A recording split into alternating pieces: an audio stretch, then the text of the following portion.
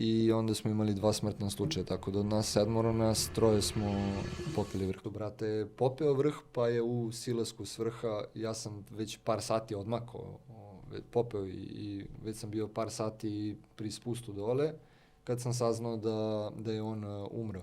On je pri silasku sa vrha, nakon penjanja nekih možda 200 metara, nakon silaska bukvalno seo i doživeo belu smrt. Jako čudna pojava, ali je poznata među penjačima. To je trenutak kada vaše telo je toliko kanibalizovalo svoju masu i svu energiju u svom telu da ono više nema šta da crpi, da pokreće život u vama. A to znači da polako odstranjuje ekstremitete i kaže za osnovnu životnu funkciju meni nije potrebna noga leva, nije mi potrebna desna, nije mi potreba ruka i tako dalje.